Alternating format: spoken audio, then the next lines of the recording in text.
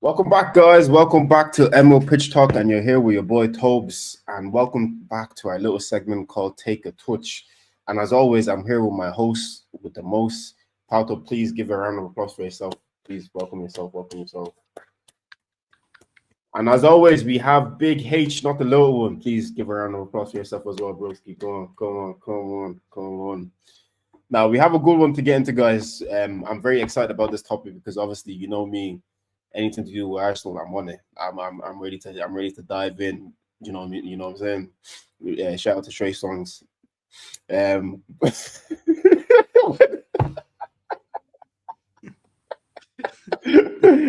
did all of you look up at the same time? Well, do you not know something about second Trey Songs that I should know about?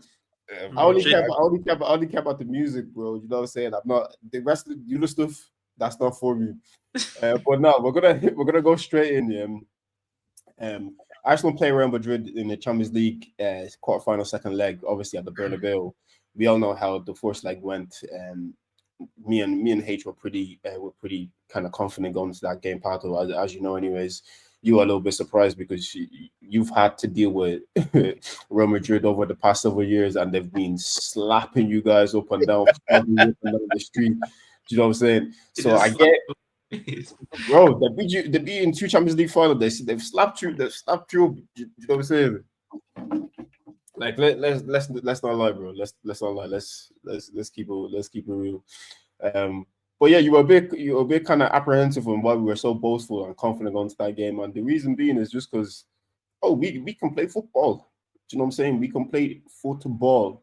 When it comes to 11 versus 11, and you're not going to try compact the middle of the pitch, and you want to play football, we will play football, and you will lose 9 times out of 10.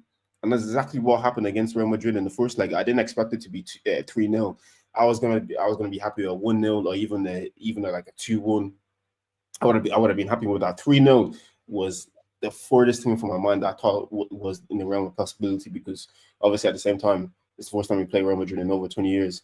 But this second leg, boys, yeah, the amount of PR that Real Madrid have been spewing out, that I've been seeing about the comeback or the players, Mbappe, Bellingham was speaking after the loss, saying, "Yeah, they're gonna give everything in the second leg."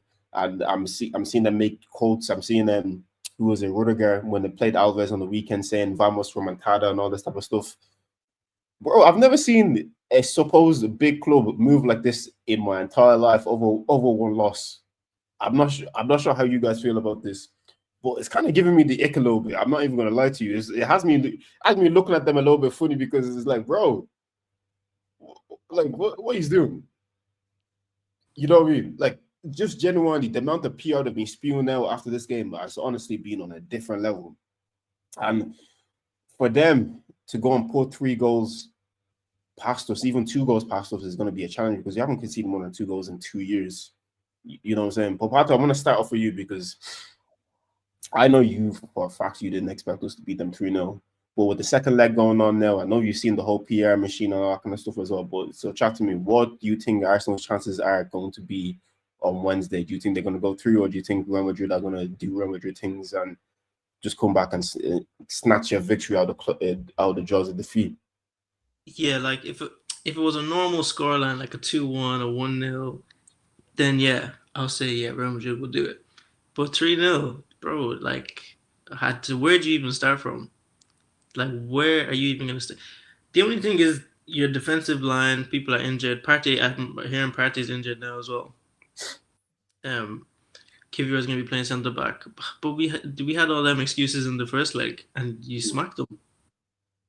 Although it was two set pieces that was the first two goals, but even aside from that, footballing wise, you are bopping them, especially in the second half. So if a team was gonna do it, it would be Real Madrid. But I feel like it's too far gone. If it was 2-0, if they had grabbed like one goal at the end of the match, but I feel like 3-0, even psychologically, where are you gonna?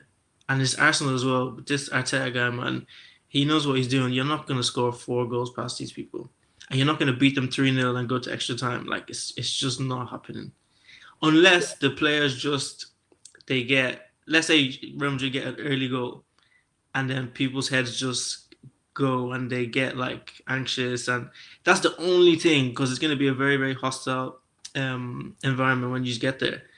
But that is that's really far fetched. I don't see that happening, to be honest, and I don't see Arteta letting Real Madrid get back into this tie. I feel like if Real Madrid was to get an early goal, he's gonna switch up the whole thing.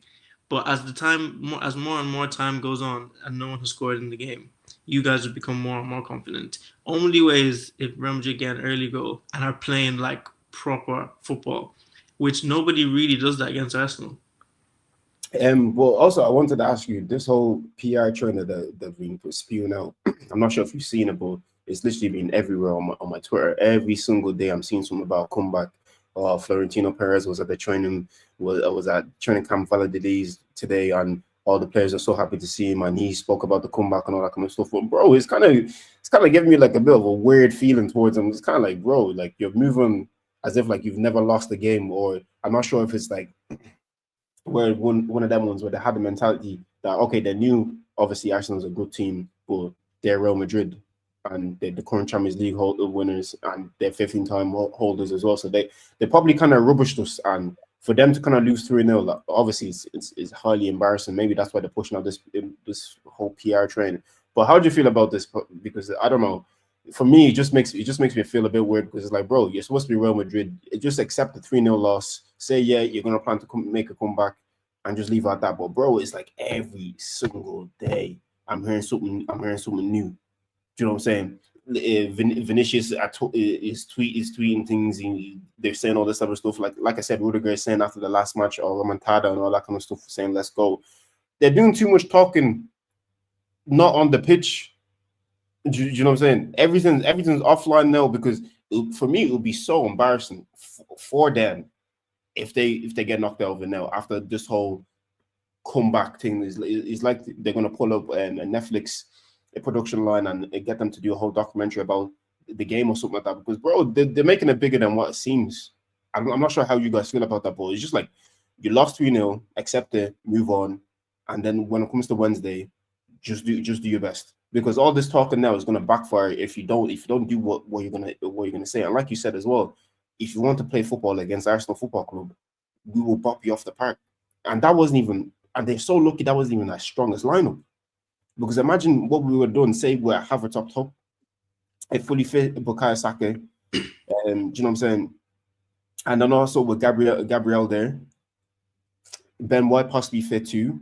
Like, do you know what I'm saying? We're still missing so many key components, and it still got bopped off the park. So this comeback that they speak of on Wednesday, they better come correct, or they're gonna get slapped up, and it's not gonna be pretty. Because let us get one goal in the first kind of like 15 minutes, you're not scoring five. You might as well get off the pitch. Like genuinely get off the pitch. You're not gonna score. You're not gonna score five. The last time we conceded more than 2 goals in a game was to Luton Town. Imagine out of all teams, Luton Town, somebody is about to face back-to-back relegations all the way in December 2023. Do you know what I'm saying? But hey, just talk to me about this whole PR train, man. I want to get your thoughts and opinions on this. I know you've been seeing it as an Arsenal fan. And I've come to realize that these men are scared. These men are so scared of the repercussions if they get knocked out. Because I think they know the league is done. I think they know come Copa del Rey final they're gonna play Barcelona. Barcelona's gonna probably bop them off the pitch anyway. They know they then have their Clasico at the I think 10th of May. They're gonna get probably slapped up in that as well. They know this is their competition. So even if Barcelona win and get double, even if they know we won the Champo. This is the only thing that they can actually win. These lot are so scared, bro. How can your ultras be saying we're going to do something we've never done before? Have you guys not faced Liverpool? Have you not faced City? Have you not? You you guys have come up with. You guys have been in almost worse situations, and you've pulled out the bag. Why you man shook? Why are people scared, bro? I see Jude Bellingham is doing no face man on Instagram talking about I'll see you guys on Wednesday. Rodrigo and Vinny are out here doing no. Don't worry, Wednesday we're ready. You're ready. You know what's gonna happen on Wednesday? All this energy that you're carrying, you conceded, and you conceded an early goal, and all that air. You said you're gonna close the stadium roof. You open it again because it's gonna be too hot. And it's gonna be steaming. You're going to have to open the roof again because all of this, like, it just doesn't make I use that is Real Madrid that rattled of a club that they like genuinely are they that rattled that they think, oh, let's come with all this vim, all this energy, and it's gonna like spur up the fans. Listen, yeah, I've seen that Bernabeu. I've watched it get the air sucked out of it. Where I've watched it, bro. That place will go quiet. And then it's gonna be those 11 boys out there, and they're gonna have the ball played around them. Look, we saw what happened at the Emirates. Like, my only concern with the game would probably just be that Thomas Partey isn't gonna be there. And Ancelotti probably try and play Valverde in midfield. And then we probably have a situation where we might get overrun in midfield. But even at that, you still have to come and try and score 3 goals. And if you don't score in the first 15 minutes, I won't lie, I know my manager who will come. Listen, once it hits like 16 minutes and you lot haven't scored, see the 2 banks of 5. That guy is gonna unleash on these boys. Oh my god. I'm telling you, yeah, I can't wait for Twitter that like on Wednesday night because they're gonna be like, Arsenal didn't come to play football, they just came to defend. I'm waiting for it. Please tell me, because the terrorism my man is going to run on the 60th minute when he brings on Carantini. He now brings on fella, even bring on Jorginho. Just go out there, man. You do banks of 5, you do 5-5. Bro, I hate you. What I like most about him as well, even on the weekend, because he knows the league is gone. He's been doing a lot of talking in the media, but he knows the league is gone. He rested all the key players on the weekend. Saka didn't touch the pitch until like what 60 minutes or something like that. Odegaard as well, same thing. Martinelli, all those type of. Even Mika Marino got a little breather in there as well. Do you know what I'm saying? Like we're in that privilege of a position. We're able to give Mika Marino a breather before a Champions League. Do you know what I mean? Before a huge Champions League tour. These people, yeah, for all the talking that they're doing, I cannot wait to knock these people out because I'm so tired of hearing about this comeback every single day. They might as well be Justin Timberlake and bring Sexy back as well because, bro, it's honestly just pissing me off at this point. Every single day I'm waking up to something new. There's some new propaganda. But Vato, in your heart of hearts, I just want to know, can Arsenal do it? And I don't mean just this game. Come on, the whole thing. The whole thing. Do you think Arsenal could do it? Because I'm pretty confident you're gonna get past Real Madrid. It's not a certainty, but I think it's like 85% done. And then you're probably gonna get PSG. Bro, them PSG boys, I don't know what they're on this season. I know you beat them already, but it's not the same team that you beat, man. These people, I don't know, they're on crack. Kvaratskhelia, Doué, Dembele, Barcola, these boys are just doing the madness. Vitinha, I think he's one top 5 midfielders in the world, in my opinion. These boys, I don't know. And then if you get past them, it would probably be Inter or Barca on the other side. I don't see Bayern making it all the way to the final. Inter, I know they beat you this season already, but that would be I feel like if it was Inter against you in the final, it would be a tactical warfare. I don't know what way Arteta would go about it. Then with Barca, they only beat us by a really, really soft penalty as well. Like if you go back and watch that Inter game, we didn't really do a lot, but they didn't really do a lot in that game as well. So I feel like that's what I'm saying. Yeah, the Barca one. I'll have a different take to you on the Barca one before I let you land. I feel like if we got Barca in that final, say somehow they scrape a pass into Milan, I feel like we'll bop Barca off the park as well because they're high line. They like to play too. The spaces in behind. What do we like to do most of the time? Exploit the spaces, and they will get folded like a lawn chair. I'll be so real with you. That Rafinha Ballon d'Or charge will end that night. I don't think so, man. Because firstly, it's gonna be a final. In a final, yeah, and it's a Champions League final as well. Most of your players not used to these type of champion, like they're not used to Champions League final. Them Barca boys, a lot of them are used to it. Not really. They don't have anybody. They don't have anybody in the front crop that have played Champions League final. Lewandowski, even Yamal, he's played Euros final. They have. Yeah, but you can say the same for Declan Rice and Bukayo Saka has played technically like 2 if you really want it. But they lost. Yeah, But still has experience. Lewandowski lost. He lost Yeah, but his. he won as well. But what I'm saying is, anyway, in a final, I don't. Sometimes in the final, man, tactics. You think, oh yeah, our playing style is better than their playing style. It suits you, but in the final, it goes out the way. I've seen many finals. No. What I'm saying is, Barca will come and play football, and that's what's going to play right into our hands because you will get popped off the park trying to play football against us. Why do you think the Real Madrid game was so different to the Brentford game? Because Brentford didn't come to the Emirates to try to play football on the weekend. They came Yeah, there to survive. That's what most teams try to do against us. They come there to survive because if you try open up and try to play, you will end up like PSV. PSV, they had Perisic. I won't forget him. He was talking before the game. He's talking a lot before the game. Said, "Oh yeah, they don't really have a now striker. They haven't really been great this season." You had 5 at your home stadium. Not even 5. Sorry, 7 seven. at your home stadium. 7. Yeah, but that's PSV. That's not. Those are Did you small even did fries. you even try? No, even as a man, did you even try? You held 7. You held 7.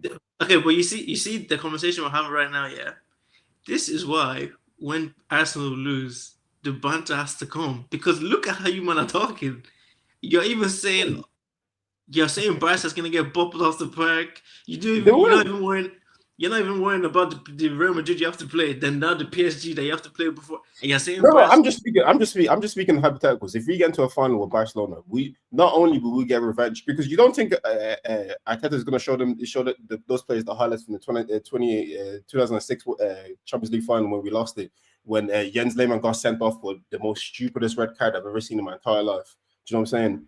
That goal that they scored, bro. He's going to use that ultimate advantage, and plus as well, he's gonna say to the boys, these are the ones that kicked me out of the academy.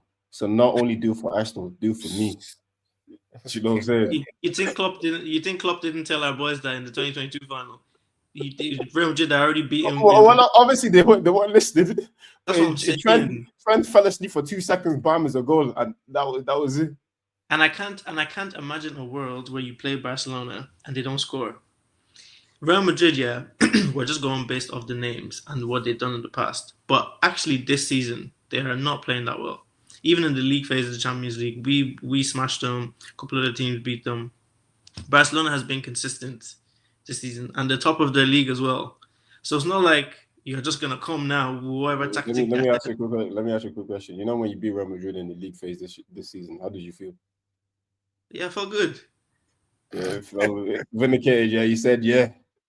No, Well not done. really. Not really, because I would rather lose in the group stage and beat them in the final. All this group stage and semi-final, quarterfinal doesn't mean I need the trophy at the end Okay. because I feel like we beat them 2-0, cool. Vinny wasn't playing. It didn't really mean anything. At the end of the day, they went further than us in the competition and we beat them. So what's the big deal? Unless we beat them in like a semis. And even if we beat them in the semis, we need to go and win the final, or we beat them in the final. All this group stage, as far as everyone you both get through, it doesn't really matter. To be honest, in my opinion, all this first to eight, all this blah blah blah, doesn't really matter because we came first. Where are we now? We're at home. We're at home doing nothing, watching other teams on the screen. But anyways, if you were to get through, I think PSG, bro. Do you see what Kvaratskhelia did? Against I know. I Aston watched Villa. you. Aston Against Villa that Villa. beat the Villa that have been beating you for years. What do you Yeah, mean? but this is Yes, Last 2 years. this is the thing. Yeah, this is the thing, he's been and going to for this is what a lot of these clubs that aren't English fall into is that you think, oh yeah, we play well, we're top of our league, we've even won our league before we play these games. You do not play at the same level as they do in England. You don't. Oh, I hate this argument. It's the truth though. You don't play with the same speed, the same intensity as you do in England. That's why a lot of foreign players we see all the time. A lot of foreign players they come to England and they struggle. They struggle to match the pace. They struggle. Bro, I've seen how many absolute world beaters have I seen come to England and they've struggled. Someone in the top town they've come to and they struggle because you realize they're not going to give you the same time and pace and space for you to exploit. You think because Barcola and Kvaratskhelia because they're playing these baguette boys that will give them 5 yards for them to condemn and get past them. Bro, bro, we see in the Prem week in, week out, bro. As soon as that ball comes to you, there's a man on you already. And there's even another man that's about to cover. This is a totally different, like, you're now going to come into an environment that the people you're playing against, it's intense. And it's not even, oh yeah, we can match them for technique. Can you do it for 90 minutes? That's where the difference comes in. They do this week in, week out for 90 minutes. Maybe your hardest game, maybe you only have like max 4 hard games in a season. But these people week in, week out, they're dying.